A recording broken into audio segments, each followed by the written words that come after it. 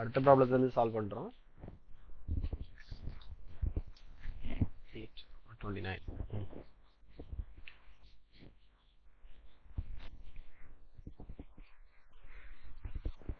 இந்த ப்ராப்ளம் கொஞ்சம் கஷ்டம்னு சொன்னேன். நம்ம இவ்வளவு நாள் பார்த்ததுல கொஞ்சம் கஷ்டமா வர்றது இதுதான். அதாவது இந்த கொஸ்டினை பாருங்க. பிரபாகரன் என்பவர் தன்னிடம் உள்ள தொகையில ஏதோ ஒரு தொகை, அது ஒரு 1000 ரூபாய் இருக்கலாம், இல்லைன்னா எக்ஸ்ன்னு வச்சுக்கலாம், ஏதாவது ஒன்று வச்சுக்கலாம். பிரபாகரன் என்பவர் தன்னிடம் உள்ள தொகையில 3ல் 1 பங்கினை, 3ல் 1 பங்குனா x/3, ஓகே, 3ல் 1 பங்குனா x/3ன்னு எடுத்துக்கலாம். ஓகே, x/3 ஞாபகம் வச்சுடுங்க. 3ல் 1 பங்கு x/3, 4ல் 1 பகுதி x/4.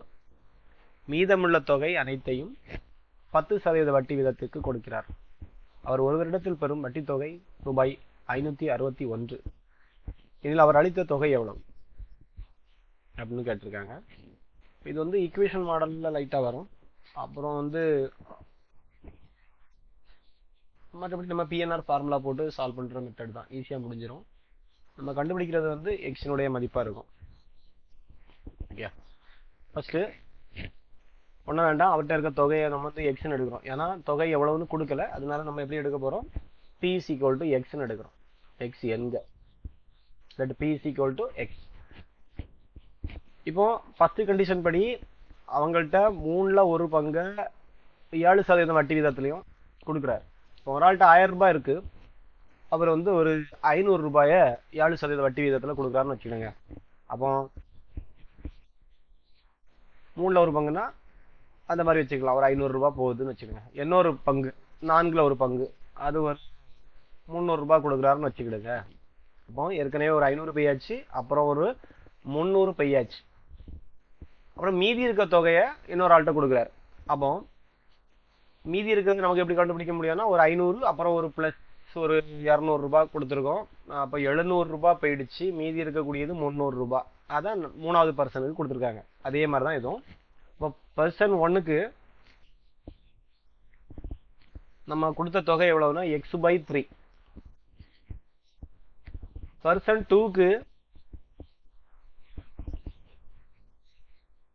4ல் 1 பங்கு, அப்போ 4 பங்கா வச்சு அதுல ஒரு பங்கு, அப்போ x/4. பர்சன் 3க்கு என்ன வரும் சொன்னேன், இது ரெண்டும் கொடுத்து போக மீதி.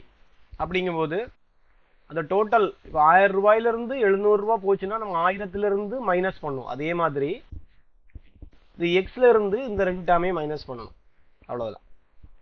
மீதி இருக்க தொகை கண்டுபிடிக்கணும்னா என்ன செய்தா போதும், கொடுத்தது ரெண்டு தொகையும் இதுல இருந்து மைனஸ் பண்ணா போதும். மொத்த தொகை எக்ஸ், அந்த எக்ஸ்ல இருந்து கொடுத்த 2 பர்சனுக்கும் கொடுத்த தொகையை மைனஸ் பண்ணா போதும். அப்போ x - x/3, x - x/4 இது ரெண்டும் போயிடுச்சுன்னா மீதி இருக்கிறது தான் பர்சன் 3க்கு கொடுத்துருப்பாங்க. ரைட், இதை சிம்பிளிஃபை பண்ணி போட்டீங்கன்னா எல்சிஎம் 12, அப்புறம் இதுக்கு கீழே 1 இருக்குன்னு தான் நினைக்கணும். அப்போ என்ன வரும், 12ஆல மேலே மல்டிப்ளை பண்ணுவீங்க, அப்போ 12x. அப்புறம் 3 இந்த 12 3ஆல டிவைட் பண்ணீங்கன்னா 4, அந்த 4 கொண்டு மேலே மல்டிப்ளை பண்ணிவிடுங்க, -4x. இந்த 12 4ஆல டிவைட் பண்ணீங்கன்னா 3, அந்த 3 கொண்டு மேலே மல்டிப்ளை பண்ணீங்கன்னா -3x. எல்சிஎம் 12, 4 3 7, 8.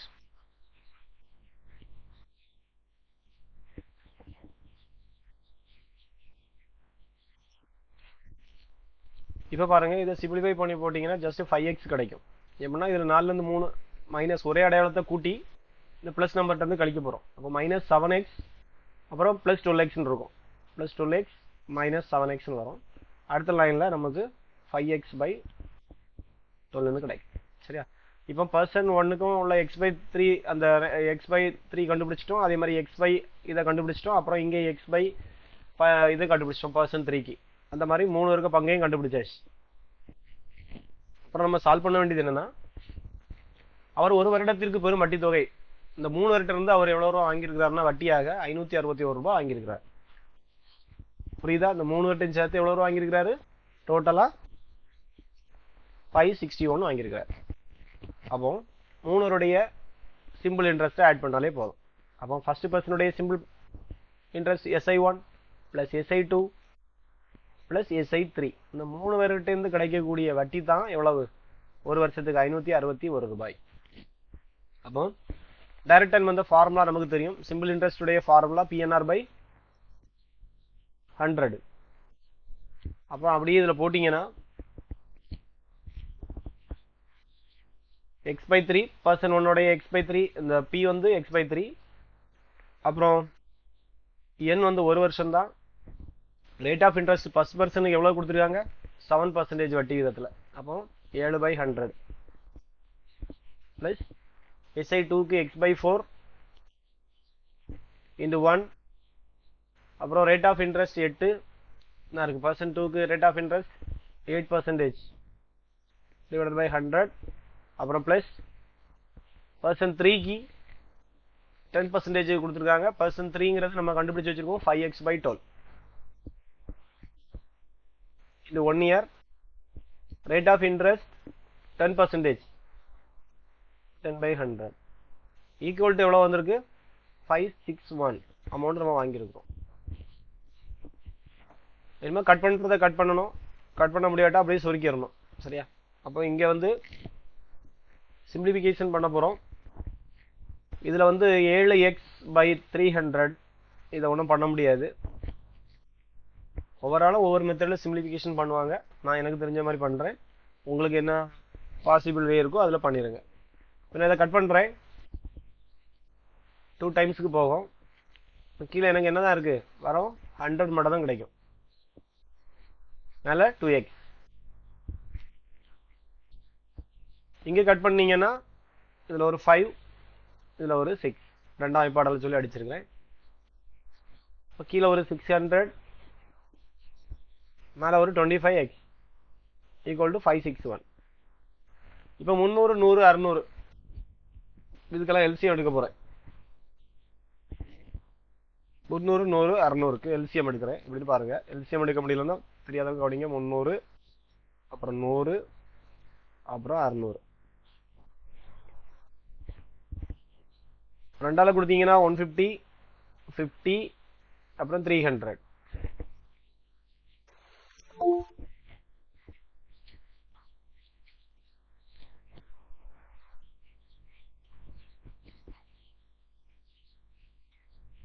திரும்ப ரெண்டால கொடுங்க. 75, 25, 150, அப்புறம் 5 ஆல கொடுக்கலாம். 15, 5, 30, திரும்பவும் 5 ஆல 3, 1, 6, 3 ஆல 1, 3, 1, 3, 6. 2, 4, 5, 20, 25, 100. இது வரைக்கும் 100 வந்திருக்கு. இது ரெண்டையும் மல்டிப்ளை பண்ணீங்கன்னா 6. 6ஐயும் இந்த 100ஐயும் மல்டிப்ளை பண்ணீங்கன்னா உங்களுக்கு 600. எல்சிஎம் வந்து 600. ஓகேவா? 600 கிடைச்சாச்சு. அப்புறம் இந்த 300 கொண்டு இதை கட் பண்ணீங்க. அப்போ 2 டைம்ஸ் வரும். அந்த 2 கொண்டு மேலே மல்டிப்ளை பண்ணீங்கன்னா 14x. அப்புறம் இந்த 600 100ஆல டிவைட் பண்ணீங்கன்னா 6. அந்த 6ஐ கொண்டு மேலே மல்டிப்ளை பண்ணீங்கன்னா 12x. 600க்கு 600 சேம் தான். அப்போ கட் ஆனால் ஒன்று தான் வரும். அப்படியே மேலே கொண்டு 25x. டோட்டலி 561. ஓகேவா? இப்போ மேலே ஆட் பண்ணீங்கன்னா ஒரு 26, அப்புறம் ஒரு 25, அப்போ 51x இருக்கு மேலே. எல்லாம் ஆட் பண்ணீங்கன்னா 51x வரும்.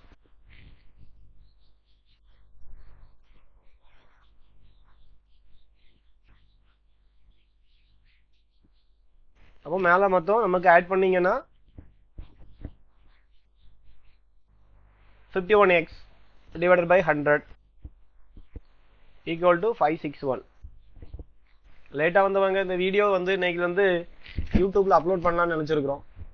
நீங்க கேட்டிருக்கீங்க நிறைய பேர், எங்களால காலையில கிளாஸ் ஒழுங்கா அட்டன் பண்ண முடியல, ஃபேமிலி இருக்கு அப்படின்னீங்க. அப்போ இதுக்கு ஒரு வே இன்னைக்கு ட்ரை பண்ணியிருக்கோம். ஒர்க் அவுட் ஆகுதான்னு பார்ப்போம். இந்த வீடியோ அப்படியே ரெக்கார்ட் பண்றோம். ரெக்கார்ட் பண்ணிட்டு யூடியூப்ல போட்டு விட்டுரும். இன்னைக்கு காலையில் என்ன கிளாஸ் நடந்துச்சோ அப்படியே யூடியூப்ல வரும். யாராவது மிஸ் பண்ண டாபிக் ஏதாவது இருந்துச்சுன்னா அந்த யூடியூப்ல போய் ப்ளே பண்ணி பார்த்துக்கணும். ஓகேவா? குரூப்ல இந்த லிங்கை ஷேர் பண்ணி விட்டுறேன். அதனால உங்களுக்கு லேட்டா வந்தாச்சுன்னா அதுக்காண்டி லேட்டா டெய்லி வந்துடாதுங்க. கிளாஸ் அப்படி இப்படி போனால் தான் நல்லா இருக்கும்.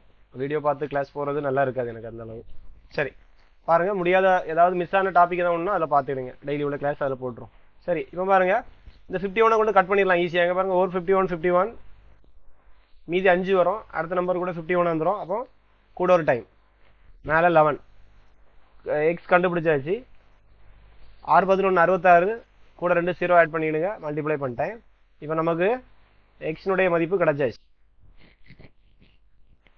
ஓகேவா?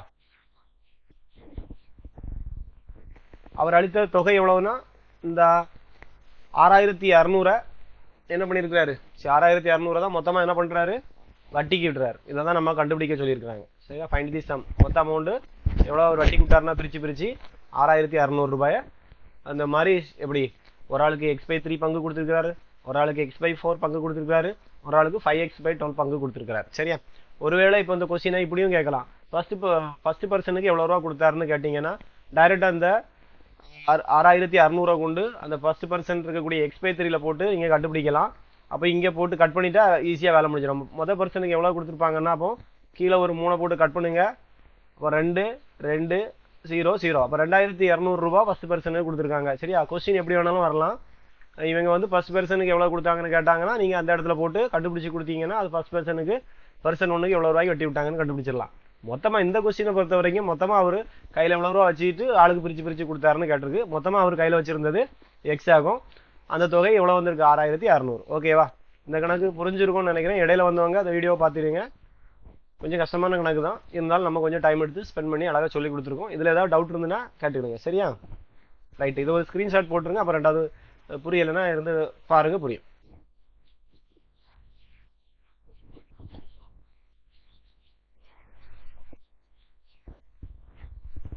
ஓகேவா? அடுத்த கணக்கு போகலாம்ல? சரி போகிறேன்.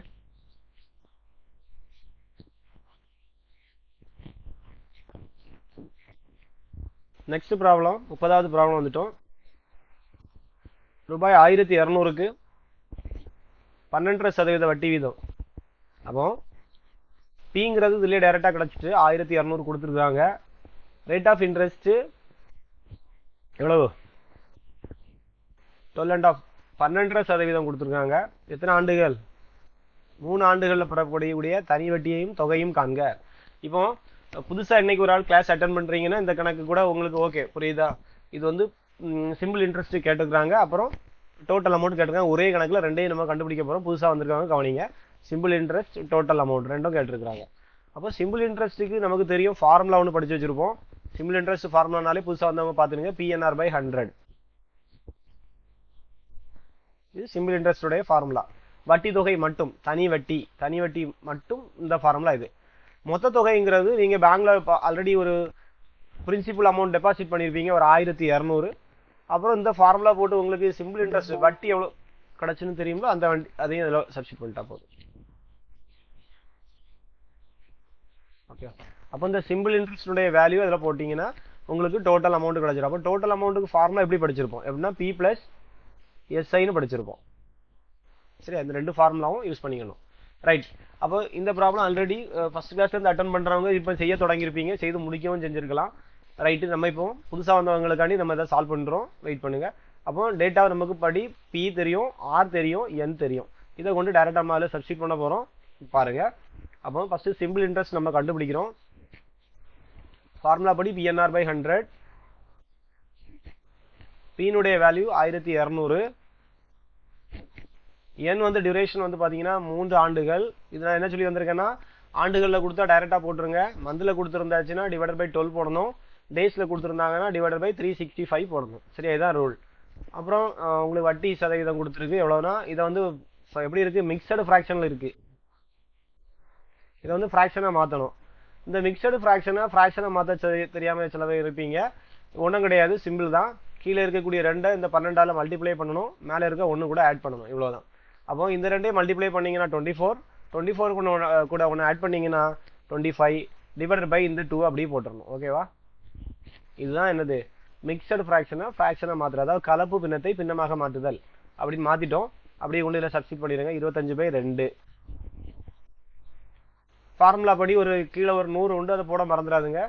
100. இப்போ நீங்கள் இதெல்லாம் கட் பண்ணலாம்னா இந்த 0வும் இந்த 0வும் அடிச்சிடலாம்.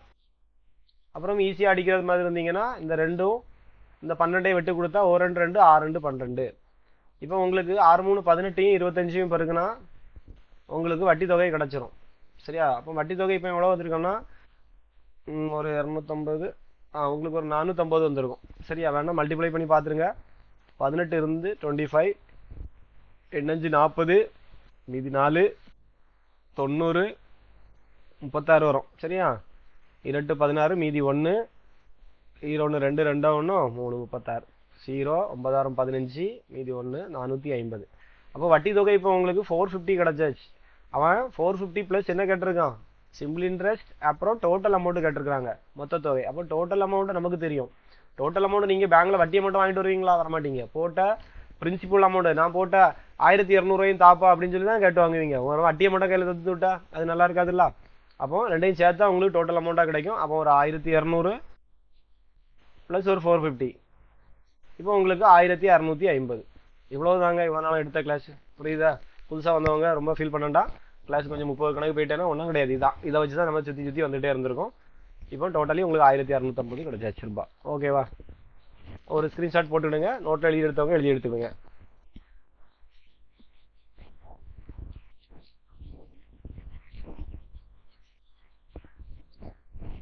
கடைசி அந்த ஒயிட் போர்டு சொல்யூஷன் உங்களுக்கு தந்துடலாம். சரியா?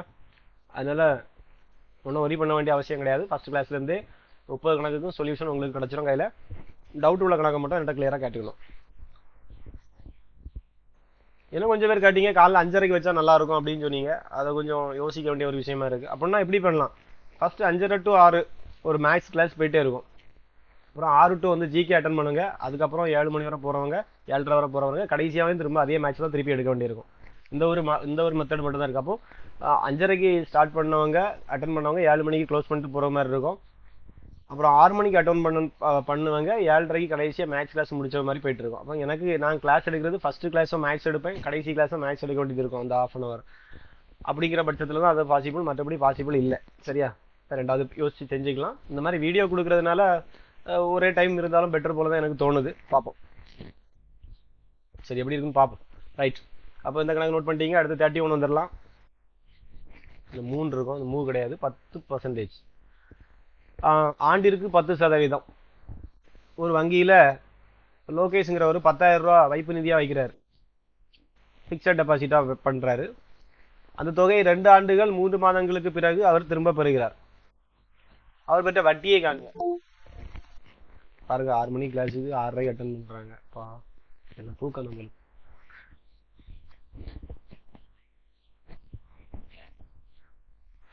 சரி, இப்போ பார்ப்போம்.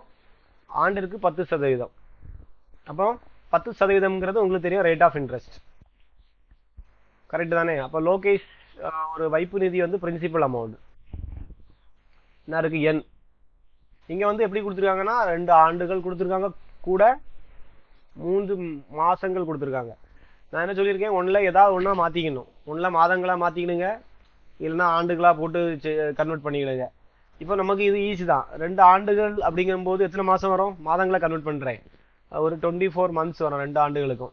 ஒரு 12 12 12 24 ப்ளஸ் ஒரு 3, மொத்தம் 27 மந்த் நமக்கு இருக்கு. சரியா? ரைட்டு. அப்போ என்ன 27 மந்த். அப்போ இது ஈஸியாக தான். என்ன கேட்டிருக்கா? வட்டி மட்டும் தான் கேட்டிருக்காங்க. அப்போ சிம்பிள் இன்ட்ரெஸ்ட் மட்டும் நீங்கள் கண்டுபிடிச்சா போதும். செய்ய தெரிஞ்சவங்க செஞ்சுக்கிட்டே இருங்க. புதுசாக வந்தவங்க எங்களுக்கு கணக்கு செய்ய தெரியாதுங்கிறவங்க மட்டும் கவனிங்க. இல்லைன்னா கூட ஒரு டைம் கவனிச்சா தான் புரியும்னா கவனிங்க. செய்ய தெரிஞ்சவங்க செஞ்சுக்கிட்டே இருக்கலாம், அது பிரச்சனையே கிடையாது. அப்புறம் இந்த கணக்கு பாருங்க, நமக்கு PNR/100. பீனுடைய மதிப்பு தெரியும் எவ்வளவு?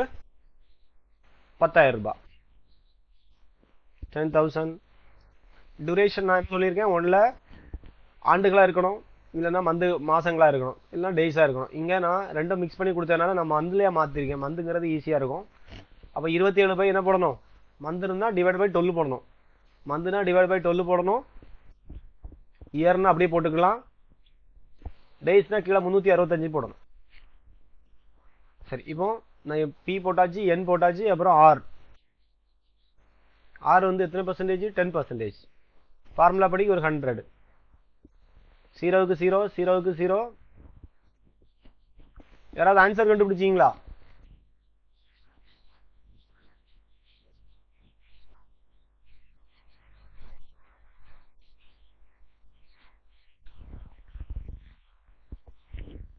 இதில் ஒரு கொஸ்டின் ஒரு சின்ன மிஸ்டேக் இருக்கு பார்த்துருங்க, தமிழுக்கும் இங்கிலீஷுக்கும். இப்போதான் பார்த்தேன். அவர் பெற்ற வட்டி நீங்கள் கேட்டிருக்கு, இங்கே வந்து டோட்டல் அமௌண்ட் ஆகும் இங்கிலீஷில். ஸோ நீங்கள் வந்து கண்டுபிடிக்கிறது வந்து டோட்டல் அமௌண்ட் தான் கரெக்டாக வரும். ஆப்ஷனில் இருக்குது அப்படி பார்த்தீங்கன்னா.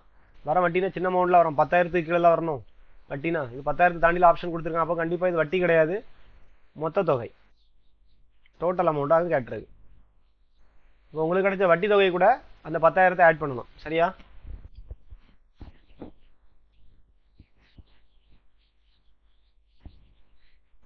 சரி, நம்ம செய்வோம். அப்புறம் பாருங்க, 0க்கு 0 அடிச்சிட்டோம். இது 1 2 3, 2 7 9 அப்படிங்கும்போது 3ஆம் வாய்ப்பாடால் மேலேயும் கீழேயும் போகும். 4 3 12, 10,250. 10,250 அப்படின்னு நினைக்கிறேன். 12,250 வந்துச்சா இருக்க பாருங்க. 12,250 கொஞ்சம் கவனமா போடுங்க, கடைசி 3வது ஆப்ஷன் வரணும் பார்த்துருங்க. சரி, ஓகே. 3 12, 9 3 27. அப்புறம் இந்த 4 இதை கொண்டு அடிப்போம், 5 இங்க 2 வரும், திரும்ப இங்க அடிச்சீங்கன்னா 50. அப்போ 9 5 45 பெருக்கல் 50. ஓகேயா? அப்போ 2,250 வரும். அப்போ டோட்டல் அமௌண்ட் கண்டுபிடிங்க. Principal plus simple interest. Principal 10,000, simple interest 2,250. Totally 12,250 ரூபாய் அவர் பெறுகிறார். சரியா?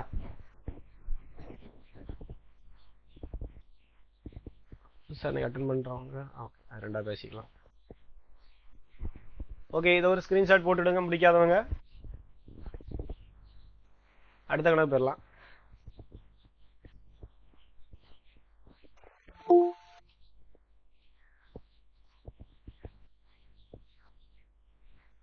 நம்ம ஆட்கள் தான் லேட்டா வரீங்க. சரி, அடுத்த கணக்கு 32வது கணக்கு பாருங்க.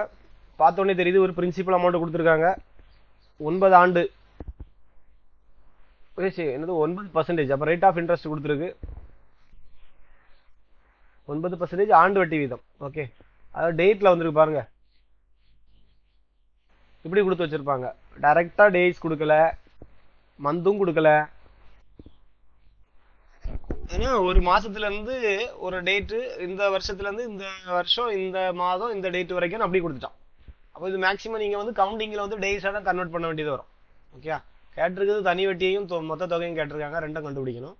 இந்த டேஸை எண்ணணும். பேங்க்ல டெபாசிட் பண்ண அன்னிலேருந்தே வட்டி அப்படிங்கிறத மைண்ட்ல செட் பண்ணிடுங்க. அப்போ மே மாசத்துல 21ஆம் தேதியில இருந்து தொடங்கணும் அந்த கதை. அதே மாதிரி பேங்க்ல கடைசி நாளுக்கு முந்தின நாள் வரைக்கும் கணக்கு போடணும். ஆகஸ்ட் 2 இருக்கும், நீங்க ஆகஸ்ட் 1 வரைக்கும் உள்ள டோட்டல் டே கவுண்ட் பண்ணணும். சரியா? அப்படி பாத்தீங்கன்னா மே மாசத்துக்கு 21ல இருந்து மே மாசத்துக்கு எத்தனை நாட்கள் உண்டு? 31ஆ 30ஆ? அதை ஃபர்ஸ்ட் பாருங்க. அப்படி பாத்தீங்கன்னா மேக்கு 31 நாட்கள் வரும்னு நினைக்கிறேன். அந்த தெரியாதவங்க அந்த கையில மொழி எடுத்து மேடு பள்ளம் வச்சு பாத்துருங்க. ஜனவரினா மேல ஃபர்ஸ்ட் மேடு, அப்புறம் பள்ளம் பிப்ரவரி, மார்ச், ஏப்ரல், மே அகைன். அப்போ மேட்ல வந்திருக்கனால 31 அப்படி படிச்சிருப்பீங்க. 31 நாள்ல கால்குலேஷன் போடுங்க. 21, 21, 22, 23, 24, 25, 26, 27, 28, 29, 30, 31 அப்படிங்கும்போது இதுல ஒரு மே 21ல இருந்து ஸ்டார்ட் பண்ணும்போது ஒரு 11 நாள். அப்புறம் ஜூன் மந்த் ஃபுல்லா ஒரு 30 நாள். ஜூலைக்கு ஒரு எத்தனை வரும்? 31. ஆகஸ்ட் எத்தனை வரைக்கும் போக சொல்லியிருக்காங்கன்னா இங்க ஆகஸ்ட் 2 வரைக்கும் போக சொல்லியிருக்காங்க, நீங்க ஆகஸ்ட் 1 வரைக்கும் போங்க. ஆகஸ்ட் 1 வரைக்கும். இப்போ டோட்டலா எத்தனை டேஸ் வரும்னு பாத்தீங்கன்னா இங்க ஒரு 3, இங்க ஒரு 73. மேக்சிமம் இந்த 73 மடங்கா தான் இருக்கும், ஏன்னா கீழே 365 வரும். அதனால கட் பண்றதுக்கு ஈஸியா இருக்கிறது 73, அப்புறம் 146, அப்புறம் ஒரு 73 கூட்டி 200 அந்த மாதிரி. சரி, இந்த மாதிரி தான் வேல்யூ இருக்கும். அதனால தைரியமா கட் ஆகும். சரி, இப்போ நமக்கு டேஸ் தெரிஞ்சாச்சு. எத்தனை டேஸ்? 73 டேஸ். என்ன பண்ணியிருக்கேன், டேஸை வந்து நீங்கள் ஃபார்முலாவில் சப்ஸ்டிட் பண்ணும்போது கீழே வருஷத்துக்கு கன்வெர்ட் பண்ணி போடணும், 365 கீழே போடணும். சரியா? இப்போ இங்கே ரெண்டுமே கேட்டிருக்காங்க. தனி வட்டி ஃபஸ்ட்டு கண்டுபிடிக்கிறோம். Simple interest formula PNR/100. பீனுடைய மதிப்பு தெரியும் 12,000. என்னுடைய வேல்யூ வந்து தெரியணும். இதான் நம்ம கண்டுபிடிச்சு வச்சிருக்கோம் 73 டேஸ். அப்போ கீழே ஒரு 365 போடணும். மந்தா இருந்தா கீழே 12 போடணும். சொல்லியிருக்கோம்ல. ரேட் ஆஃப் இன்ட்ரெஸ்ட் பாருங்க 9%. இப்போ 9 ஃபார்முலா படி கீழே ஒரு 100. 0க்கு 0 அடிச்சிருங்க. 73 டேபிள் சொல்லி பார்த்தீங்கன்னா 5 டைம்ஸுக்கு 365 போகும். ஒரு 73 5 73 வந்து உங்களுக்கு 365ன்னு போகும். சரியா? நீங்கள் வேணால் சைடில் பெருக்கி பார்த்துருங்க, கட் ஆகும். அதனால தான் 73 மடங்காவே தருவாங்க நம்பர்ஸ். சரி, இப்போ 5ஆம் பாட்டு சொல்லி திருப்பி அடிச்சிங்கன்னா ஓரஞ்சு 5 2 10 4 5 20 24 வருது. அப்போ நீங்கள் மல்டிப்ளை பண்ண வேண்டியது இப்போதைக்கு 24 × 9. சரியா? இப்போ உங்களுக்கு என்ன கிடைச்சிருக்கும்? 216 வந்துருக்குமா? பேர்றாந்தா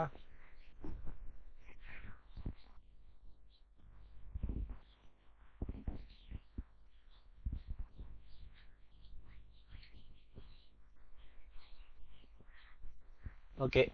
இப்போ நமக்கு சிம்பிள் இன்ட்ரெஸ்ட் 216. டோட்டல் அமௌண்ட் என்ன வரும்? 12,000 கூட இதை ஆட் பண்ணா போதும். அவ்வளோதான். 6 1 2 12,216. இப்போ ஆப்ஷன் டி. ஓகே. இப்போ ஓரளவு இந்த நம்ம இதில் இருக்கவங்களுக்கு எல்லாருக்குமே இந்த கணக்கு செய்ய தெரியும்னு நினைக்கிறேன். புதுசாக வந்தவங்க பழையசாக வந்தவங்க எல்லாருக்குமே இந்த கணக்கு இப்போ செய்ய தெரியும். ரைட். அப்படிங்கும்போது சிம்பிள் இன்ட்ரெஸ்ட் வந்து வரக்கூடிய கணக்கை நீங்கள் கண்டிப்பாக அடிச்சிருவீங்க. அந்த கான்ஃபிடென்ட் வந்துடணும். சரி, அப்புறம் 33க்கு போயிடுவோம். இங்கே என்ன கொடுத்துருன்னு பாருங்க. சத்யா ஒரு 6,000 ஒரு வங்கியில் செலுத்தி 5 ஆண்டுகளின் முடிவில் 7,500 பெற்றார் எனில் வட்டி வீதத்தை கேட்டிருக்குங்க. ரேட் ஆஃப் இன்ட்ரெஸ்ட் கேட்டிருக்கு. பிரின்சிபல் அமௌண்ட் கொடுத்துருக்கு. 5 ஆண்டுகள் நாங்கள் என்ன கொடுத்துருக்கு. அப்புறம் இங்கே வேற ஒன்று கொடுத்துருக்காங்க. டோட்டல் அமௌண்ட் முடிவில் 7,500 பெற்றிருக்கார் அப்படின்னு போட்டிருக்காங்க. 6,000 செலுத்தி 7,500. இப்போ உங்களுக்கு டைரெக்டாகவே தெரிஞ்சிடும். நீங்கள் பேங்க்ல 6,000 ரூபா போடுறீங்க, 5 ஆண்டுக்கு வெயிட் பண்ணுறீங்க, உங்களுக்கு 7,500 கையில் தரோம். அப்படிங்கும்போது வட்டி இது கூட எவ்வளோ ஆட் ஆயிருக்குங்கிறது எல்லாருக்குமே மனக்கணக்கு. அந்த வட்டியை ஈக்குவல் டு எது கூட பண்ணா போதுன்னா சிம்பிள், அந்த வட்டி தான் சிம்பிள் இன்ட்ரெஸ்ட். அந்த வட்டி தான் சிம்பிள் இன்ட்ரெஸ்ட். நல்லா ஞாபகம் வச்சுருங்க, வட்டி தான் சிம்பிள் இன்ட்ரெஸ்ட். அப்போ நீங்கள் வட்டியை ஃபஸ்ட்டு கண்டுபிடிக்கணும். பேங்க்ல போட்டது 6,000, கிடைச்சது 7,500. ரெண்டையும் மைனஸ் பண்ணீங்கனாலே உங்களுக்கு என்ன கிடைச்சிரும்? வட்டி கிடைச்சிரும். அப்போ simple interest equal to total amount 7,500 minus போட்ட பிரின்சிபல் அமௌண்ட். மனக்கணக்கு தான் இருந்தாலும் 1,500ங்கிறது எஸ்ஐயா வருது. இப்போ இந்த எஸ்ஐ ஃபார்முலாவை அப்ளை பண்ணாதான் நமக்கு அந்த ஆர் கண்டுபிடிக்க முடியும். சரியா? எஸ்ஐ ஃபார்முலா என்ன சொல்லுதுன்னா PNR/100 ஈக்குவல் டு நமக்கு என்ன கிடைச்சிருக்கு? 1,500ன்னு நீங்கள் செய்யணும். பீனுடைய மதிப்பை போடணும். அதில் பீனுடைய மதிப்பு எவ்வளவு? 6,000. என்ன அப்படி செய்யுங்க பாப்பா எல்லாரும்.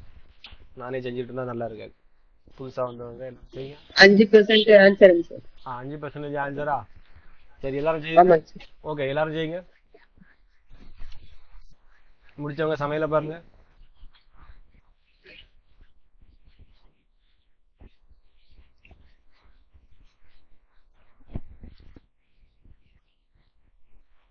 கரெக்டா 1 மினிட் டைம் தர முடிச்சிருங்க. முடிக்காதவங்க.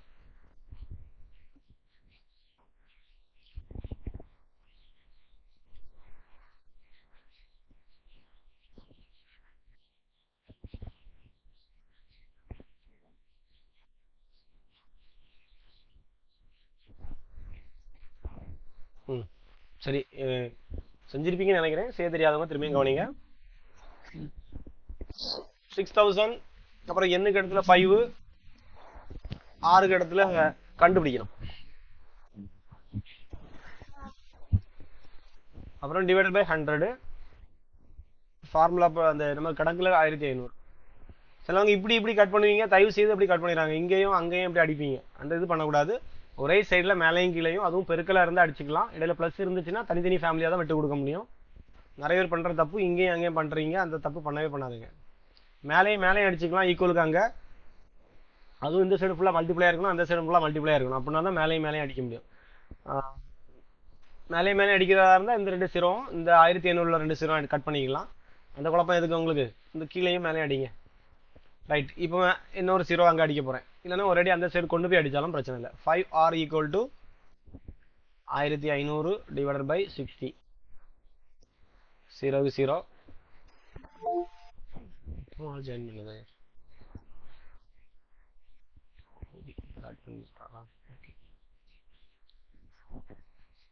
ஓகே, இப்போ இந்த ப்ராப்ளத்தில் கடைசியில் ஸ்டெப்பில் நிற்கிறோம். 5ஆவது பாட்டு சொல்லி அடிங்க. 1 5 5 3 5 15 30. 1 6 6 IR 30. இங்கே ரேட் ஆஃப் இன்ட்ரெஸ்ட் 5%. அந்த மைக்கை கொஞ்சம் மியூட் பண்ணீங்களா? அப்படிங்களா? ஓகே, வந்துட்டாங்க.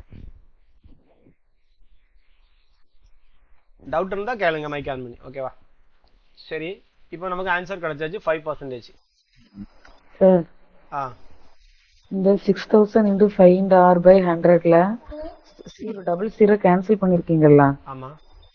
இப்போ 60 × 5 பெருக்கணும்ல சார்? அதான் மேலே வெட்டிட்டோம்ல. மேலே வெட்டிட்டோம்ல. ஆமா, 60 × 5 பெருக்கணும்ல இல்லையா? ஆமா, கீழே கொண்டு வாங்க. மேலே இருக்கிறது கீழே வந்துடும். சரி, நான் உங்க வழியிலே கட் பண்றேன். ஒரு நிமிஷம் வெயிட் பண்ணுங்க. இப்படியும் பண்ணலாம்.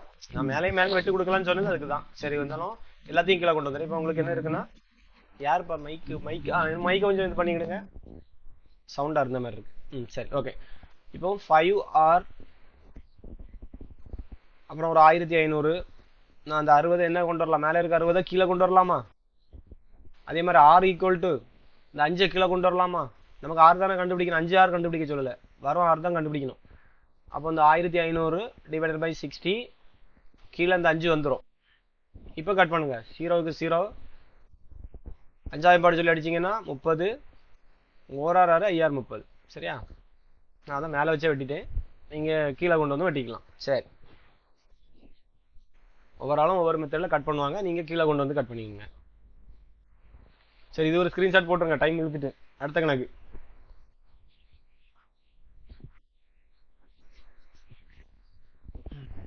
பாருங்க. Rate of interest 6. எண் வந்து 2 ஆண்டுகள் 250. அசல் தொகை காண்கன்னு கொடுத்துருக்கு. சிம்பிள் தான்.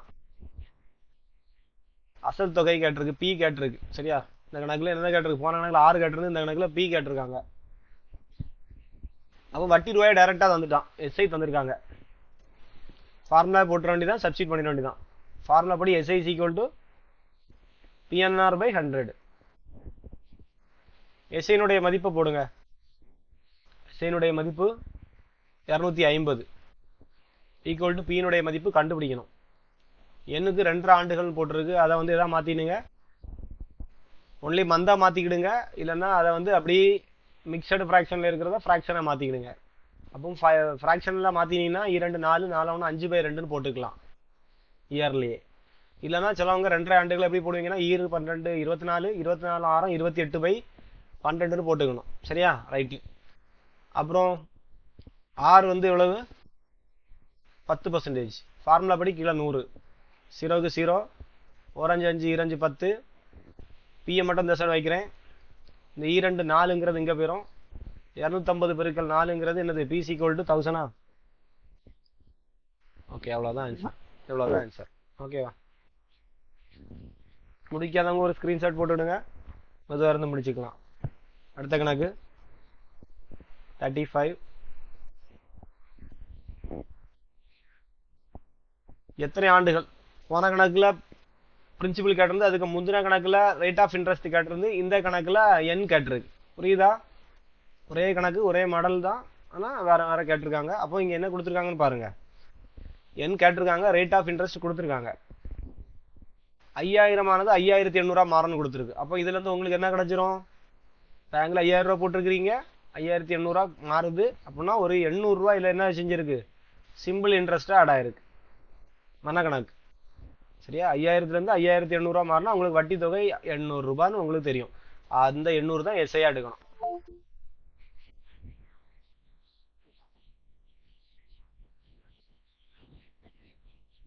ஓகே, மைக் ஆஃப் பண்ணிருங்க. சரி பாருங்க, கணக்கு கவனிங்க.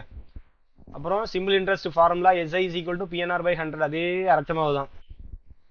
SI is equal to 800, பிக்கு மதிப்பு 5000. ஸ்டார்டிங்ல பிக்கு மதிப்பு எவ்வளவு இருந்துச்சு, 5000 தான். 5800 மாறி இருக்கு. அப்போ பிங்கிறது 5000. அப்போ 5000 இன்டு n வந்து எவ்வளவு கொடுத்துருக்காங்க, கேட்டிருக்கு. ஓகே, ஆர் வந்து எவ்வளவு, 8%. ஃபார்முலா படி 100. 0 0 0 0 இங்கே எங்கே அடிக்க, ஓரட்டு 8 100க்கு போகும். கீழே கொண்டு வந்து வெட்டுறது தான், அங்கே வச்சே வெட்டிட்டேன். புரியுதா? இது கிராஸ் பண்ணி கீழே கொண்டு வந்தீங்கன்னா 800 பை 8ன்னு வரும். அது 2 ஸ்டெப்பாக எழுதுறதுக்கு ஒரே ஸ்டெப்பாக அங்கேயும் எங்கேயும் அடிச்சிட்டேன். 8ஐயும் 800ஐயும் அடித்தா 800. அப்புறம் 5ஐயும் 100ஐயும் அடிக்கிறேன், 20. அப்போ n is equal to 20. எங்கேயோ மிஸ் ஆகுது. 2ங்க சார். அப்போ என்னதான் பண்ணியிருக்கேன், 5000 போடுறதுக்கு பதிலாக 500 போட்டிருக்கேன், அவ்வளோதான். ஓகே, அப்போ இந்த 0வை இந்த 0 அடிச்சிடும். Okay, 2 n is equal to 2. சின்ன கணக்கு தான், முடிஞ்சா ரைட்டு. இன்னைக்கு லாஸ்ட் கணக்கு இன்னொரு கணக்கு பார்த்துருவோம். அதோட இன்னைக்கு கணக்கு மேக்ஸ் முடிச்சுக்கலாம். ஏன்னா இந்த வாரம் ஃபுல்லாக நமக்கு என்ன சிம்பிள் இன்ட்ரெஸ்ட் தான் முடிக்க போகிறோம். அதனால மொத்தமே 58 கணக்கு தான் இருக்குது. 56 57 கணக்காக தான் இருக்குது. நாளைக்கு கொஞ்சம், அடுத்த நாள் கொஞ்சம் முடிச்சிடலாம். அப்புறம் ஒரு நாள் ஒர்க் ஷீட் தருவேன், எல்லாம் கம்ப்ளீட் பண்ணிடுங்க ஒரு வாரத்துக்கு. ஏற்கனவே தந்த ஒர்க் ஷீட்லாம் கம்ப்ளீட் ஆகிட்டு இருக்கா? ஞாயிற்றுக்கிழமை ஒரு கிளாஸ் போட்டு மொதல் ஒர்க் ஷீட்டை கிளியர் பண்ணுவோம். சரியா? சண்டே கிளாஸ் போடுவோம், ஒரு 3 ஹவர் கிளாஸ் இல்லை 2 ஹவர் கிளாஸ் போட்டு அந்த ஒர்க் ஷீட்டில் யாருக்கு என்னென்ன டவுட் இருக்கோ அந்த கணக்கை மட்டும் கிளியர் பண்ணுவோம். சரியா? அப்போ ஃபஸ்ட்டு ஒர்க் ஷீட் என்ன தந்தேன், கோடிங் டிகோடிங்கா சிம்பிளிஃபிகேஷனா? கோடிங் டிகோடிங் தந்தேன்னு நினைக்கிறேன். அதை வரக்கூடிய சண்டேவோ இல்லை ஒரு ஹாலிடேவோ போட்டு அதை முடிச்சிருவோம். சரியா? ரைட்டு. இப்போ பார்ப்போம் 36வது கணக்கு. ஒரு குறிப்பிட்ட தொகை, அது குறிப்பிட்ட தொகை என்னன்னு நமக்கு தெரியாது. அது 6% வட்டி விதத்தில் 3 ஆண்டுகளில் எதா மாறுதான், 6372 மாறுது. இப்போ இதில் கொடுத்துருக்கிறது டோட்டல் அமௌண்ட். சரியா? நல்லா ஞாபகம் வச்சிருக்க, கொடுத்துருக்கிறது டோட்டல் அமௌண்ட். என் கொடுத்துருக்காங்க, ஆர் கொடுத்துருக்காங்க. ஓகே, நமக்கு கண்டுபிடிக்க வேண்டியது அசல் பி கேட்டிருக்காங்க.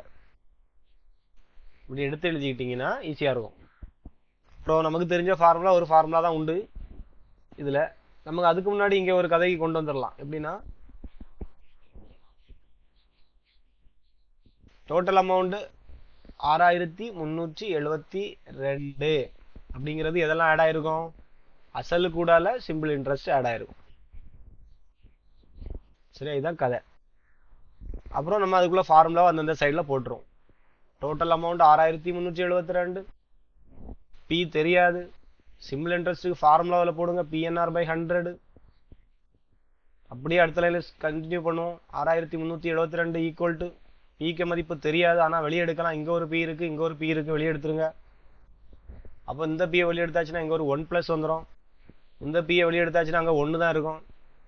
1 இன்டு என்னுக்கு மதிப்பு தெரியும் எவ்வளவு, 3 ஆண்டுகள். ஆறுக்கு மதிப்பு தெரியும் எவ்வளவு, 6 டிவைடட் பை 100 ஹோல் டிவைடட் பண்ணி போட்டுறாதுங்க. இது தனி, இதுக்கு கீழே 100 போட்டுறாதுங்க. எல்சியம் எடுக்க வேண்டியது வரும். இதில் தான் கவனமாக இருக்க வேண்டியது நீங்கள் ஸ்டெப்பு. சிலவங்க அப்படி ஒரு கோடை மொத்தமாக எடுத்து விட்டுறது, பியை வெளியே எடுக்கிறது, இந்த 1க்கு கீழே இப்படி கோடை எடுத்து விட்டுறது. அப்படி பண்ணிடாதுங்க, எல்சியம் எடுக்க மாட்டீங்க பிறகு. ரைட்டு, கண்டிப்பாக எல்சியம் எடுத்து தான் செய்யணும். அப்போ 6372 ஈக்குவல் டு எல்சியம் எடுக்க போகிறேன். எல்சியம் எடுக்கிறதுனால அதை சுருக்கி வச்சுருவோம். நீங்கள் மனக்கணக்கிலே செஞ்சிடலாம். 3018 பை 100ன்னு வரும். இதை வெட்டிக்கிட்டு இருக்காதுங்க, எல்சியம் போடுங்க. 6372 ஈக்குவல் டு பி இன்டு எல்சியம் 100. இந்த 2 நம்பருக்கு சைடில் டா போட்டு எல்சியம் எடுத்துகிட்டு இருக்கேன்டா. 2 நம்பராக வந்துச்சுன்னா கீழே இருக்கிறத பெருக்குங்க, அடுத்தே குறுக்கே பெருக்குங்க. இது ஒரு மாடல் எல்சியம் ஆகும். கீழே இருக்கிறத பெருக்கி வச்சிங்கன்னா 100, 100 பெருக்கி வச்சுருக்கேன். இதை கொண்டு இங்கே பெருக்கணும், இதை கொண்டு இங்கே பெருக்கணும். அவ்வளோதான் சம்பவம். அடையாளங்களை கரெக்டாக போடணும். 100 பெருக்குனா 100, ப்ளஸ் 1ஐயும் 18ஐயும் பெருக்குனா ப்ளஸ் 18 வரும். எல்சிஎம் முடிஞ்சு. அப்புறம் அங்கே 6372 ஈக்குவல் டு பி இன்டு 118 118/100. சரியா? என்னமா ரெண்டு சைடை வெட்டு கொடுக்க வேண்டியது வரும். பி இஸ் ஈக்குவல் டு கீழே இருக்க 100 அப்படியே 6372 கிட்ட போகுது. மேலே இருக்கக்கூடிய 118 அப்படியே கீழே வரும். இதை வெட்டு கொடுத்து சுருக்குனீங்கன்னா உங்களுக்கு ஆன்சர் வரும். சரியா? சுருக்குனீங்கன்னா ஒரு 5400 வருதா? வெட்டு கொடுக்க ட்ரை பண்ணுங்க. ஃபர்ஸ்ட் ரெண்டாம் வாய்ப்பாடு கொடுங்க. 2 நம்பர்னா ரெண்டாம் வாய்ப்பாடுல போகும். ரெண்டாம் வாய்ப்பாடுனா பாதிக்கு பாதி. புரியுதா?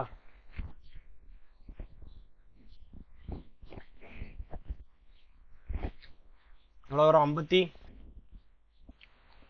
சரி 59 2 10 இது 1 9 2 18 3 2 6 4 2 2 2 16 இது 1 6 2 12 59 வந்துருக்கணும். 59 வாய்ப்பாடு போட்டு பெருக்கணும்.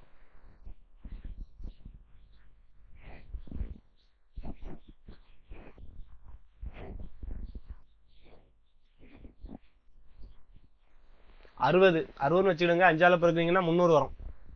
அப்போ அதே 59 6ஆல 60 பெருக்கி பாருங்க வரும். முதல் 3 நம்பருக்கு 9 54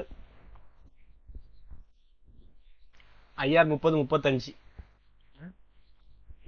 பல வருது. அப்போ 318 இருக்கு. ஆர்ஆர் 36 வருது. அப்போ 4க்கு போட்டீங்கன்னா 6 24 4க்கு போட்டு பாருங்க. 4க்கு வராது. 3க்கு தான் வருமோ?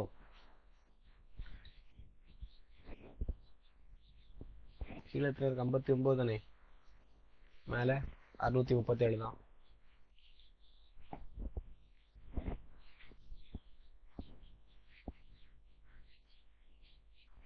அஞ்சால போட்டாலே வரணுமே. நான் தான் தப்பா போட்டிருக்கேன். 95 45 மீதி 4 5 25 4 29 295. அப்போ 5 போட்டிங்கன்னா 295 வருது. அப்போ 318ல் 295 கழிச்சிங்கன்னா 3 இங்கே 2 இங்கே 11 23 மீதி. இந்த 23 பக்கத்தில் இருக்க நம்பர் கூட போடுங்க. அப்போ 236ன்னு மாறும். கரெக்டா? இல்லை தப்பாக தான் பண்ணிட்டு இருக்கணும். கரெக்டு தானே? கரெக்டு தான். 8லேருந்து 5 கழிச்சா 3 11லேருந்து 2 236. இப்போ 59 வாய்ப்பாடை 4 தடவை போட்டு பாருங்க. கரெக்டாக வரும். 94 36 மீதி 3 கரெக்ட் 236. அப்போ 4ஆல போட்டாச்சுன்னா இது கேன்சல் ஆயிரும். அப்போ 54 இது 100ன்னு வருது. அப்போ 54 100ன்னா 5400 பிரின்சிபல் அமௌண்ட் கிடச்சாச்சு. இதுதான் கொஞ்சம் கஷ்டமாக இருக்கும். இந்த மாடல் கணக்கு அடிக்கடி கேட்பான். இந்த மாதிரி டோட்டல் அமௌண்ட்டை கொடுத்து வச்சுக்கிட்டு அசல் கேட்பாங்க. இதுதான் கொஞ்சம் ஸ்டெப்ஸ் கூடுதலாக வரும். எல்சிஎம் எடுக்க வேண்டியது வரும், கிராஸ் பண்ண வேண்டியது வருது, கட் பண்ண வேண்டியது இருக்குது. இந்த மாதிரி ஈஸியாக கட் ஆகாது. இந்த மாதிரி தான் கட் ஆகும். இப்படி தான் வச்சிருப்போம் ப்ராப்ளம். சரியா? 59வது வாய்ப்பாடு வச்சு எப்படி கட் பண்ணணும்னு பார்த்துருங்க. ஃபர்ஸ்ட் ஒரு 5 டைம்ஸ் நம்ம தான் கொடுத்து பார்க்கணும். ஒரு 5 டைம்ஸ் கொடுக்கும்பொழுது நமக்கு அந்த நியரஸ்ட் வேல்யூ கிடைக்கணும். 318 தாண்டக்கூடாது. அதுக்கு முந்தின நம்பராக இருக்கணும். அப்போ 295. இப்போ 295க்கு 5க்கு அடிச்சுட்டு மீதி என்ன இருக்கோ அதை பக்கத்து நம்பர் கூட போடணும். மீதி 23ங்கிறது வந்துச்சு. 23 பக்கத்து நம்பர் கூட போடுறேன். 6 கூட போட்டேன். 236. அப்புறம் அதே 59வது வாய்ப்பாடை 4 டைம்ஸ்க்கு அடிக்கும்போது எனக்கு 236 கிடச்சி. அப்படிதான் மேலே 54 வந்துச்சு. ஓகேவா? சரி, இன்னைக்கு இதோட மேட்ச் நிறுத்திக்கலாம். இது ஒரு ஸ்க்ரீன்ஷாட் போட்டுவிடுங்க. மீதி அடுத்த கிளாஸில் பார்க்கலாம் மேட்ச்சை. சரி,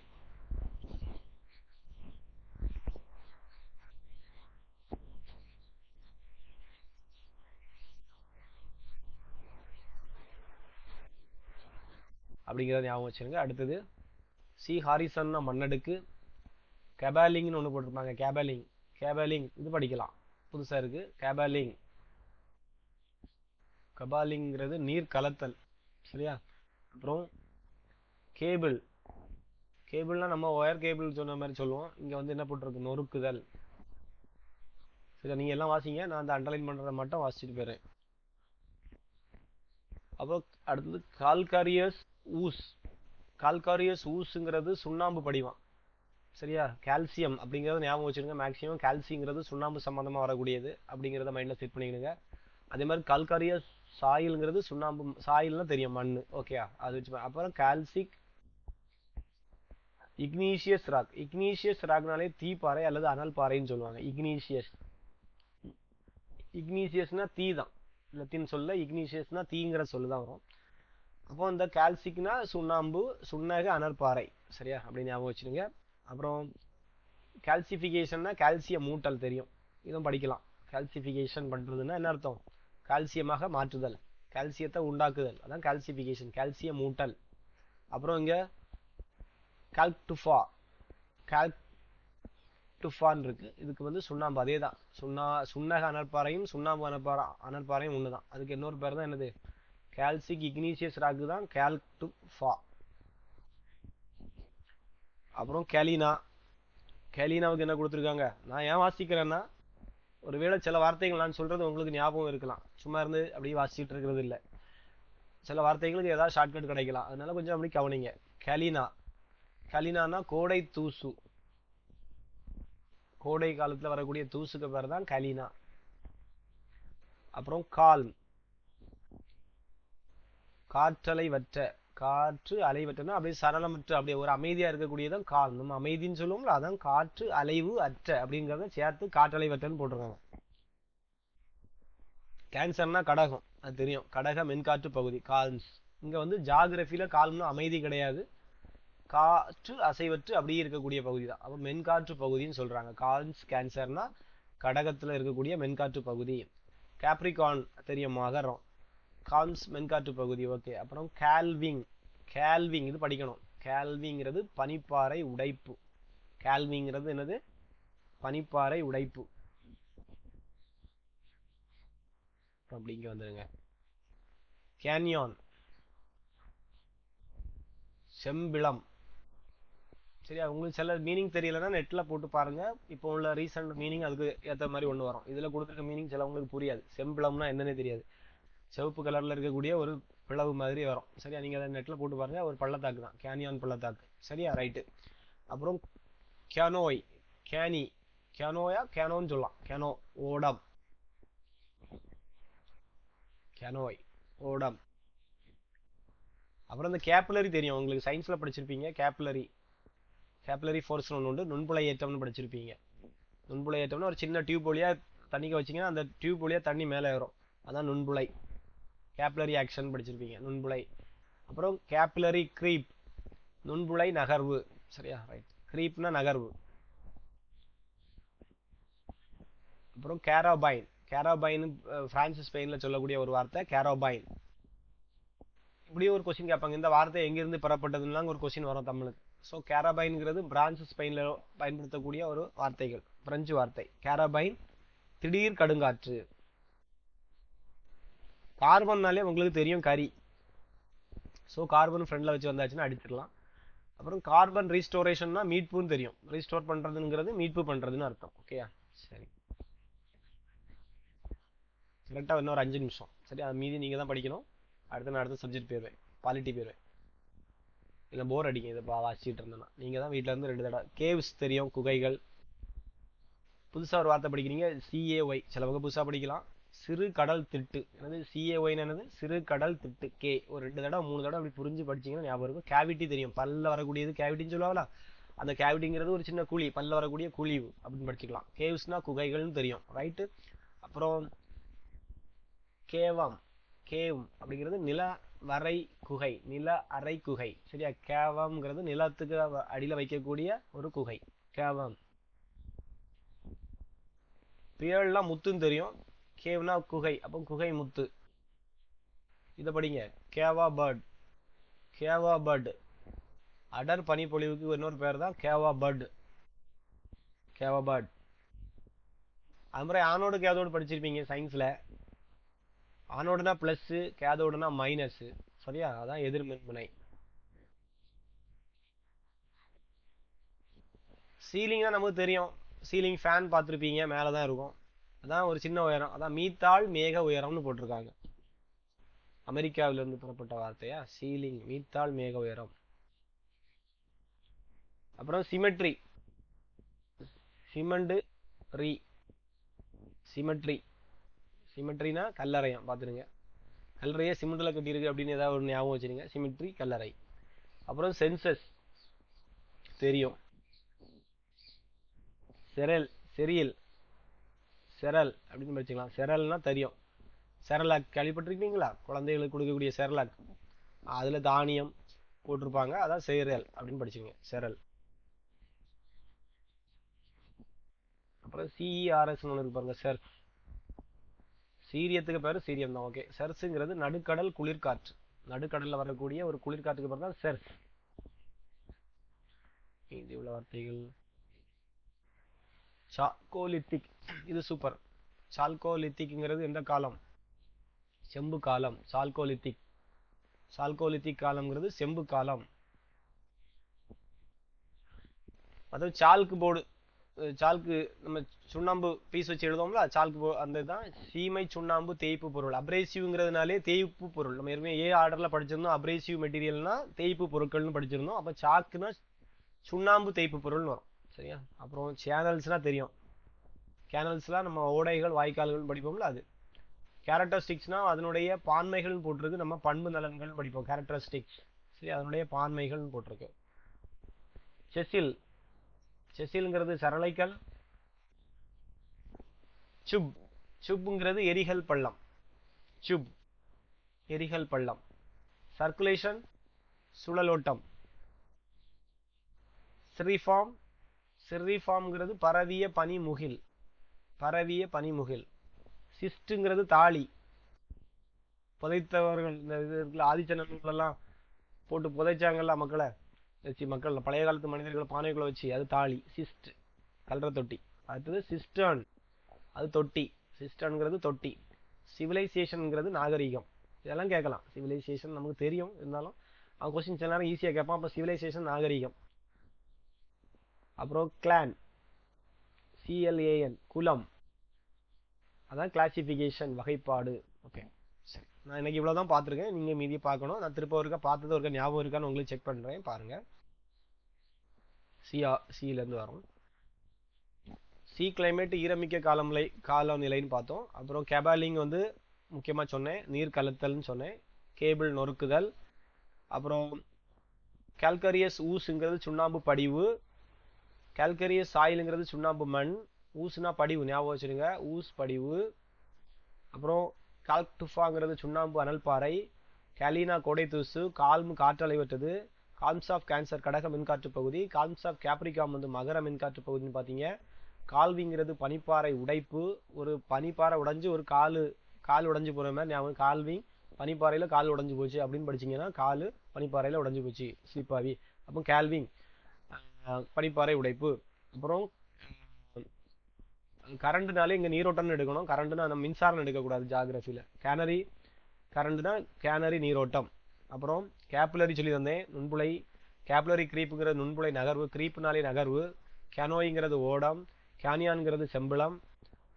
கேராபைன்ங்கிறது திடீர் கடுங்காற்று. கார்பன் ரீஸ்டோரேஷன்னா கரி மீட்புன்னு பார்த்தீங்க. கார்பனைசேஷன் ஒன்று பார்த்தோம். நம்ம அங்கே ஒன்று என்ன பார்த்தோம்? கால்சிஃபிகேஷன் பார்த்தோம். அது வந்து சுண்ணாம்பு ஆதல்னு வரும். இங்கே வந்து கார்பனைசேஷனுங்கிறது கரிமம் ஆதல், கரிமமாக மாறுதல். கார்செனட்டுங்கிறது குளிர்ந்த கடுங்காற்று. கார்செனட். அப்புறம் காஸ்ட் அயர்ன் நம்ம பார்க்கல. வார்ப்பிரும்பு. கேட்டராக்ட், இது அடிக்கடி கேட்குறாங்க பார்த்துங்க. கேட்ராக்ட் கேட்கலாம். கேட்ராக்டுங்கிறது இந்த பேர் அருவி, மலையிலிருந்து தண்ணி பாயுதுல அருவி, அதான் கேட்ராக்ட். அப்புறம் கேவ்ஸ் குகைகள். கேவிட்டி குழிவு.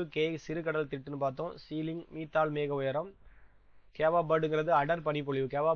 அடர் பனிப்பொழிவு. கேவ் பேர்டுங்கிறது குகை முத்துக்கள். கேனல்ஸுங்கிறது ஓடை. கேரக்டரிஸ்டிக்ஸ் பான்மை. செரல்ங்கிறது கூலம் தானியம். சேர்ஸுங்கிறது நடுக்கடல் குளிர்காற்று. செசில் சரளைக்கல். சுப்பு எரிகல் பள்ளம். சர்க்குலேஷன் சுழலோட்டம். ஸ்டெரிஃபார்ம் பரவிய பனிமுகில். சிஸ்ட் தாலி. சிஸ்டர்ன் தொட்டி. சிவிலைசேஷன் நாகரிகம்.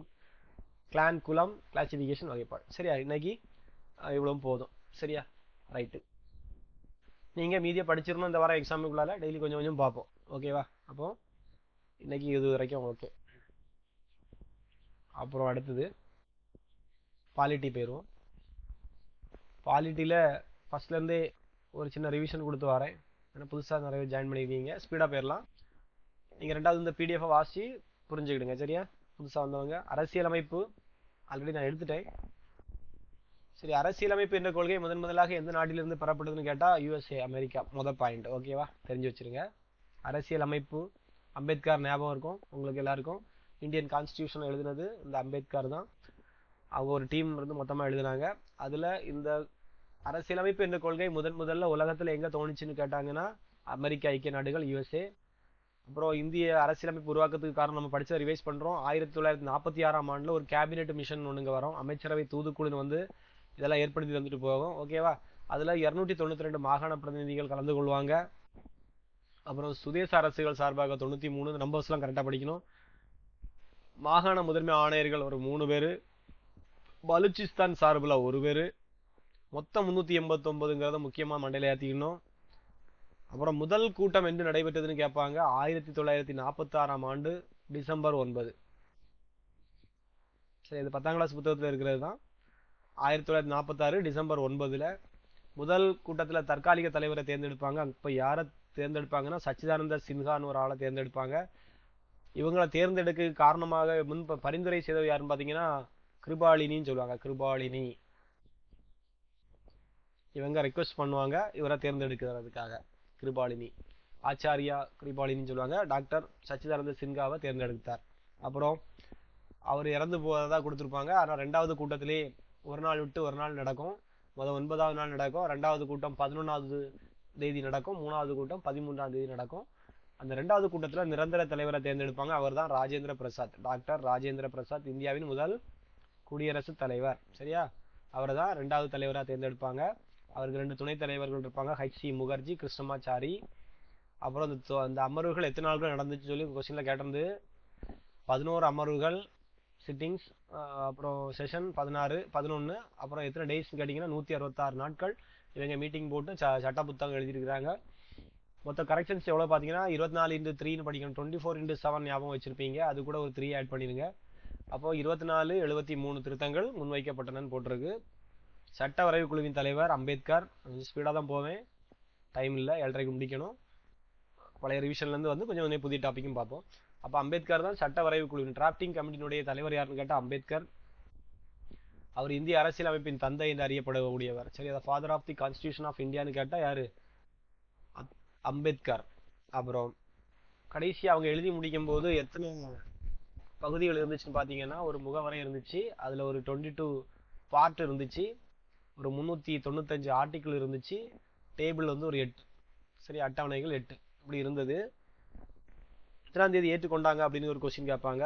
இந்திய அரசமைப்பு தினம்னு கேட்பாங்க. 1949 நவம்பர் 26 இதெல்லாம் இவங்க கொடுத்தது அவங்க ஏற்றுக்கொண்டார்கள், ஒத்துக்கொள்ளப்பட்டது, சரியா? 1949 நவம்பர் 26. நவம்பர் 26 ரொம்ப முக்கியமான ஞாபகம் வச்சுக்கணும். ஆனால் அதற்கு அந்த நாள் கொண்டாடாம அடுத்த வருஷம் ஜனவரி 26ஆம் நாள் கொண்டாடுவாங்க. 1950 ஜனவரி 26ஆம் நாளை குடியரசு தினமாக கொண்டாடுவோம். குடியரசு தினம் வேற, இந்தியாவினுடைய அரசமைப்பு தினம் வேற, சரியா? சட்ட தினம் அது அப்படின்னு சொல்லுவாங்க, அரசமைப்பு தினம் வேற. அது நவம்பர் 26 முடிஞ்சிடும். அதை வந்து ஜனவரி 26க்கு கொண்டு போக காரணமே 1930 ஜனவரி 26 தான் நம்ம சுதந்திர தினமாக கொண்டாடிட்டு இருந்தாங்களாம், சுதந்திரம் கிடைக்கிறதுக்கு முன்னாடியே. ஸோ அதை நினைவு கூறும் வகையில் ஜனவரி 26ங்கிற டேட்டுக்கு தள்ளி வச்சு ஜனவரி 26ஆம் நாள் குடியரசு தினமாக அறிவிப்பாங்க, ஓகே? 1950. அப்புறம் இந்த புத்தகத்தை எழுதினது யாருன்னு கேட்பாங்க. அம்பேத்கர் சொல்ல சொல்ல இவர் எழுதினார் அப்படின்னு ஞாபகம் வச்சுக்கோங்க. பிரேம் பிகாரி நரேன் ரைஜடா, ஒரு பீகாரி. அதான் பிரேம் பிகாரி நரேன்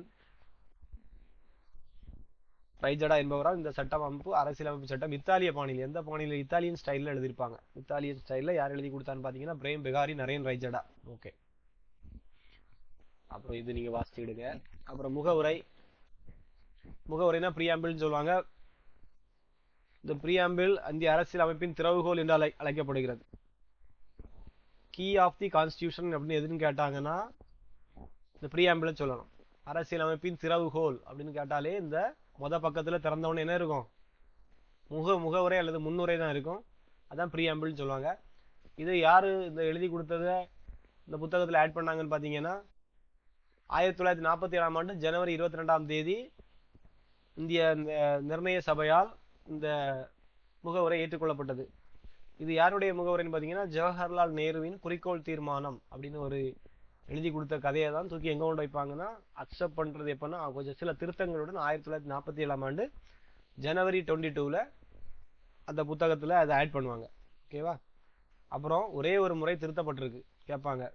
அரசியல் முகவுரை எத்தனை தடவை திருத்தப்பட்டிருக்குன்னா ஒரே ஒரு முறை திருத்தப்பட்டு அது எத்தனாவது திருத்தம்னு பார்த்தீங்கன்னா 42வது அமெண்ட்மெண்ட்னு சொல்லுவாங்க. 42 4 2 6 வருஷத்துலயும் கடைசியா என்ன இருக்கும் 6 இருக்கும், ஞாபகம் வச்சிருங்க. 42வது அரசியலமைப்பு சட்டத்தின்படி ஒரே ஒரு முறை திருத்தப்பட்டிருக்கு. அதுல என்ன வார்த்தையை சேர்த்திருப்பாங்கன்னா சமதர்மம், சமய சார்பின்மை, ஒருமைப்பாடு, இந்த 3 வார்த்தையும் சேர்க்கறதுக்கு தான் ஒரே ஒரு தடவை திருத்தி இருக்காங்க. அது வரைக்கும் சமய சார்பின்மைங்கிற வார்த்தை அதுல இல்ல. ஓகேவா? ஆனா ஆர்டிகிள்ல சமய சார்பின்மை இருந்துச்சு. ஃப்ரெண்டு இண்டெக்ஸ்ல வைக்கலையா, அதனால வச்சிருக்காங்க. இதெல்லாம் சோசியலிஸ்ட், செக்குலர், இன்டெகிரிட்டி, இந்த 3 வார்த்தையும் இதுல சேர்க்கப்பட்டது, முகவுரையில சேர்க்கப்பட்டது 42வது திருத்தத்தில் படி. ஓகேவா? ரைட். கடைசியா இப்ப எப்படி ஆர்டர் இருக்குன்னு கேட்டாங்கன்னா ட்ரிபிள் எஸ் டிஆர்ங்கிற ஆர்டர்ல அடுக்க சொல்லியிருப்பாங்க. இந்த கொஸ்டின் கேட்டிருக்காங்க, மாத்தி மாத்தி போட்டு வரிசைப்படுத்த சொல்லுவாங்க. ஃபர்ஸ்ட் சவர்ஜியன், அப்புறம் சோசியலிஸ்ட், அப்புறம் செக்குலர், அப்புறம் டெமோக்ராட்டிக் ரிப்பப்ளிக் அப்படிங்கறது இங்கிலீஷ்லயே படிச்சு வச்சிருங்க. சவர்ஜியன், சோசியலிஸ்ட், செக்குலர். சோ செக் அப்படி படிச்சிருங்க. சோ செக்கு. சரியா? ஃபர்ஸ்ட் சவர்ஜியன், ஃபர்ஸ்ட் இறையாண்மைக்கு முக்கியத்துவம், அப்புறம் சோசியலிஸ்ட், செக்குலர், டெமோக்ராட்டிக் ரிப்பப்ளிக், கடைசியா குடியரசு. அப்புறம் அந்த முகவரியில சமத்துவம், சகோதரத்துவம், சுதந்திரம் இந்த வார்த்தைகள் இடம்பெறும். இதெல்லாம் எங்க இருந்து எடுக்கப்பட்டதுன்னா பிரெஞ்சு புரட்சியின் போது தாரக மந்திரமே இதுதான், சுதந்திரம், சமத்துவம், சகோதரத்துவம். பிரெஞ்சு புரட்சியினுடைய வருஷம் பாத்தீங்கன்னா 1789 லிபர்ட்டி, ஈக்குவாலிட்டி, ஃபார்டர்னிட்டி, இதெல்லாம் எங்க இருந்து எடுக்கப்பட்டது கேட்டீங்கன்னா பிரெஞ்சு ரிவல்யூஷன் 1789ல இது அதிகமா முழங்கப்பட்ட வார்த்தைகள் அங்க இருந்து எடுக்கப்பட்டது. Liberty, equality, fraternity. அப்புறம் குடியுரிமை பார்ட் வந்துட்டோம். இது வந்து பார்ட் 2ல வரும். அந்த மொத்த அட்டவணைகள் இந்த பார்ட் வந்து எத்தனை படிச்சீங்க? பார்ட் 22ன்னு படிச்சீங்க. இப்போ பார்ட் எத்தனை இருக்குன்னு கேட்டா 25. சரியா? அந்த புத்தகம் எழுதும் பொழுது நவ் வந்து பார்ட் எவ்வளவு இருக்குன்னா 25. அந்த 1949 ஜனவரினா ஜனவரி 26 1950ல எவ்வளவு பார்ட் இருந்துச்சுன்னு பாத்தீங்கன்னா 22 தான் இருந்துச்சு பார்ட். அப்போதைக்கு 1950ல 22 பார்ட் தான் இருந்துச்சு. அதுல பார்ட் 2ங்கிறது எதை பத்தி சொல்லக்கூடியதுன்னா குடியுரிமையை பத்தி சொல்லக்கூடியது.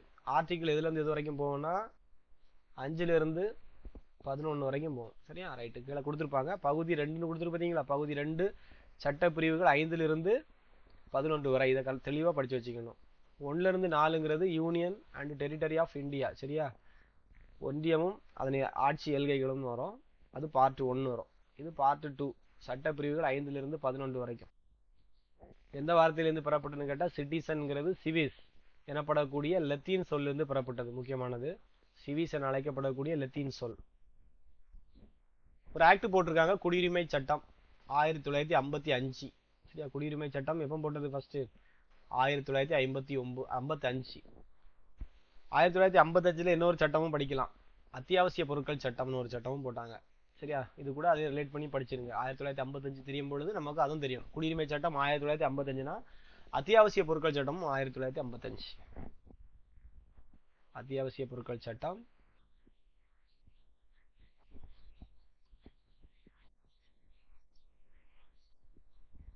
1955. சரியா? அப்படி போட்டுருங்க.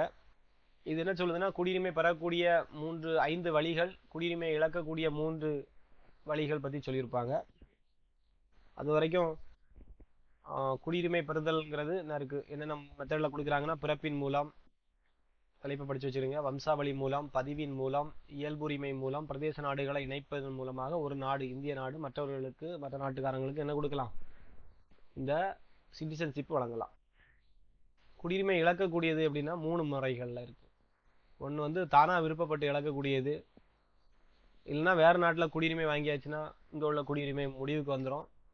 இல்லைன்னா நாட்டுக்கு துரோகம் இழைத்தவர், குற்ற செயல்களில் இந்தியாவுக்கு எதிராக வெளிநாட்டுக்கு ஆதரவா கருத்துக்கள் சொல்லக்கூடியவங்க, இல்லைன்னா இங்கிருந்து எதிரி நாட்டுக்கு ஏதாவது கடத்தி இராணுவ ரகசியங்கள்லாம் வெளியிடக்கூடியவங்களுடைய இது மோசடி செய்ய, இந்த மாதிரி விஷயங்களுக்காக இந்திய அரசு என்ன செய்யணும், அவங்களுடைய குடியுரிமையை நிறுத்தி வச்சிரும், இழக்க செய்துவிடும். சரியா?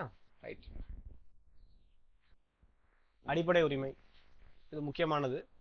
எல்லாருக்கும் இருக்கக்கூடிய உரிமைகள், நமக்கெல்லாம் இருக்கக்கூடிய உரிமைகள்ல ஒரு உரிமை தான் இந்த அடிப்படை உரிமைகள்.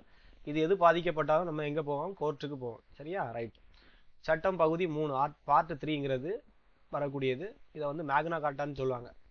இருக்குல்ல, மேக்னா கார்ட்டா, மேக்னா கார்ட்டா ஆஃப் இந்தியான்னு சொன்னா பார்ட் 3 என்னது? அடிப்படை உரிமை, ஃபண்டமெண்டல் ரைட்ஸ். ஆர்டிகிள் நம்ம ஏற்கனவே அது 5ல இருந்து 11 வரைக்கும் போச்சுன்னு பார்த்தோம். இது அதுக்கு அடுத்த நம்பர் 12ல இருந்து 35 வரைக்கும் போகும். ஓகேவா? இது எந்த நாட்டிலிருந்து பெறப்பட்டதுன்னு கேட்பாங்க. அடிப்படை உரிமைகள் அமெரிக்காவில் இருந்து பெறப்பட்டது, USA.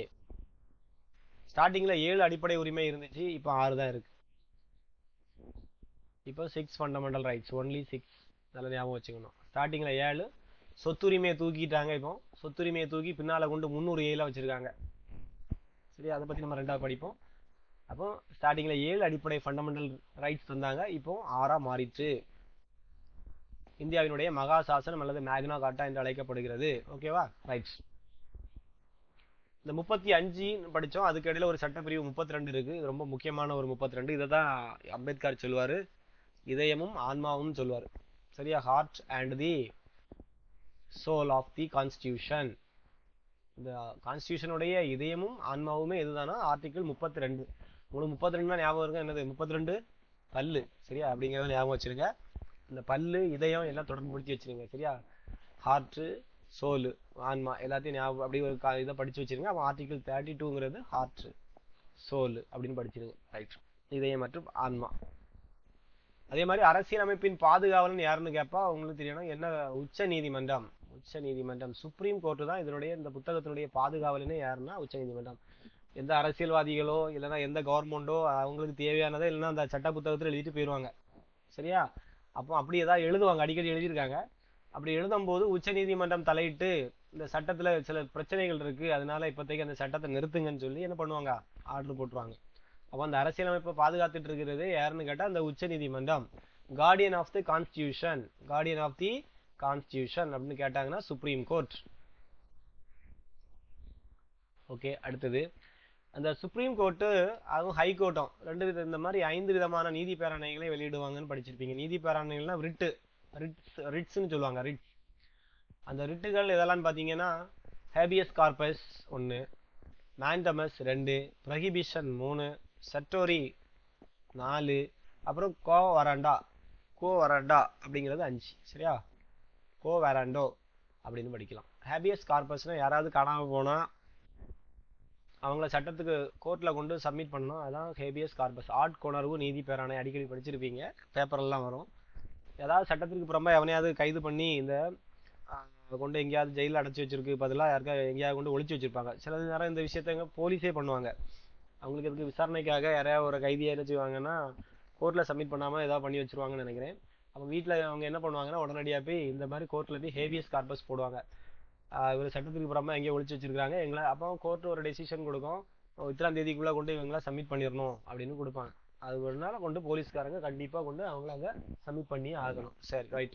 அப்புறம் கட்டளை உறுத்தும் நீதி பேராணைங்கிறது கவர்மெண்ட் ஆபீசர்ஸ் உங்களுக்கு சரியா ஏதாவது ஒரு மனுவுக்கு உதவி பண்ணலைன்னா அந்த சட்ட உதவியுடன் தனது மனு தொடர்பான பணியினை அந்த ஆபீசர் செஞ்சு கொடுக்குற மாதிரி கோர்ட்ல இருந்து ஒரு மேண்டமஸ் கட்டளை போடுவாங்க.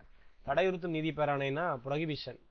பெரிய கோர்ட்டு சின்ன கோர்ட்டுக்கு எல்லையை தாண்டி செயல்படுத்தக்கூடாது அப்படின்னு சொல்லி என்ன செய்வாங்க, அவங்க மேல இருந்து கீழே ஆர்டர் போடுவாங்க. ஆவண கேட்பு பேராணைனா அந்த சில பெரிய கோர்ட் வந்து சின்ன கோர்ட்டுக்கிட்ட சர்டிஃபிகேட்லாம் கேட்பாங்க, நீங்க எப்படி இதுக்கு ஆர்டர் போட்டீங்க அப்படிங்கிறது ஆணைகள் எல்லாம் கேட்பாங்க. தகுதி முறைனா அங்கே கவர்மெண்ட் ஆஃபீஸில் நடக்கக்கூடிய பிரச்சனைகள், இந்த ப்ரொமோஷன், புதுசாக ஆஃபீஸில் யாராவது அப்பாயின்மெண்ட் பண்ணுறது, இந்த மாதிரி விஷயங்களை யாராவது கேஸ் போட்டாங்கன்னா கோர்ட்டு எப்படி நீங்கள் வந்து இவங்களுக்கு வேலை கொடுத்தீங்கிற காரணங்கள்லாம் கேட்பாங்க. சரியா? ரைட். அடிப்படை உரிமைகளை நிறுத்தி வைத்தல். எப்போ நிறுத்தி வைப்போம்? அந்த அடிப்படை உரிமைகள் உங்களுக்கு பார்த்தோம்ல, அது மகா சாசனம், அதை வந்து கவர்மெண்ட் நினைச்சா நிறுத்தி வைக்கும். அது எப்படின்னா குடியரசுத் தலைவரால் அவசர நிலை அமல்படுத்தப்படும் பொழுது. ஆர்டிகிள் 352 ரொம்ப முக்கியம். அப்புறம் 356ங்கிறது நம்ம மாநிலத்தில் குடியரசுத் தலைவர் ஆட்சி வரும். 360ங்கிறது நிதிநிலை நெருக்கடி வரும் பொழுது குடியரசுத் தலைவர் ஆட்சி அமல்படுத்துவாங்க. சரியா? ரைட். அப்படி 352, 356, 360 வந்து அவசர நிலைகள். அப்போ 352 கீழே குடியரசுத் தலைவரால் ஒரு அவசர நிலை அறிவிக்கப்படும் பொழுது சட்டப்பிரிவு 19 கீழே உத்தரவாதம் அளிக்கப்பட்டதெல்லாம் தாமாகவே நின்றுவிடும் படிப்பீங்க. சட்டப்பிரிவு 19ங்கிறது என்னென்ன உரிமைகள் இங்க பாருங்க தெரியும். 19 என்ன உரிமை? பேச்சுரிமை, கருத்து தெரிவிக்கும் உரிமை, அமைதியான முறையில் கூட்டம் கூடுவதற்கான உரிமை, சங்கங்கள் அமைப்புகள் தொடங்க உரிமை, இந்திய நாட்டிற்குள் விரும்பிய இடத்தில் வசிக்கும் மற்றும் தொழில் செய்யும் உரிமை. இந்த 19 அப்படியே நிறுத்தி வச்சிருவாங்க. சரியா? ரைட். ஆனா இந்த இவர் போடுறதுக்கு முன்னாடி நாடாளுமன்றத்தால் இந்த கட்டாயமாக அங்கீகரிக்கப்பட வேண்டும். இந்த ஆணை போடுறதுக்கு 352 போடுறதுக்கு முன்னாடி நாடாளுமன்றத்தால் மேலவை கீழவைலாம் இருக்குல்ல, இதெல்லாம் பார்லிமெண்ட், லோக்சபா, ராஜ்யசபா வந்து அங்கீகாரம் கொடுக்கணும். அப்ரூவ் பண்ணா மட்டும்தான் குடியரசுத் தலைவர் இதை பிறப்பிக்க முடியும். சரி, அப்புறம் முக்கியமான உரிமைகள் பார்ப்போம். 6 விதமான அடிப்படை உரிமைகள் பார்த்தீங்க. அதுல ஃபர்ஸ்ட் சமத்துவ உரிமை. கண்டிப்பா இதுல இருந்து கொஸ்டின்ஸ் வரும் எக்ஸாமுக்கெல்லாம், கரெக்டா படிக்கணும். 14ங்கிறது ஈக்குவாலிட்டி பிஃபோர் லா, சட்டத்தின் முன் அனைவரும் சமம். பிரிவு 15 மதம், இனம், ஜாதி, பாலினம் மற்றும் பிறப்பிடம், ஒரு 5 இருக்கும்.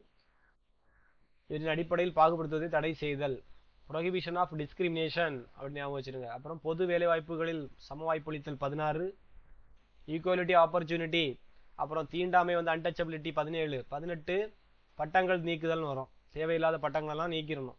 சரியா? கவர்மெண்ட் கொடுக்குற பட்டம் மட்டும் ஓகே, ராணுவம் மற்றும் கல்விசார் பட்டங்களை தவிர மற்ற பட்டங்களை எல்லாம் நீக்குதல் 18. அப்போ 14 சமம், 15 மதம், இனம், ஜாதி, பாலினம் மற்றும் பிறப்பிடம், இந்த 5 அடிப்படையில யாரையும் பாகுபடுத்தக்கூடாது. ப்ரொஹிபிஷன் ஆஃப் டிஸ்கிரிமினேஷன் தான் 15. 16ங்கிறது ஈக்குவாலிட்டி ஆஃப் ஆப்பர்ச்சுனிட்டின்னு எல்லா பப்ளிக் எம்ப்ளாய்மெண்ட்ல சம வேலை வாய்ப்பு கொடுக்கணும்.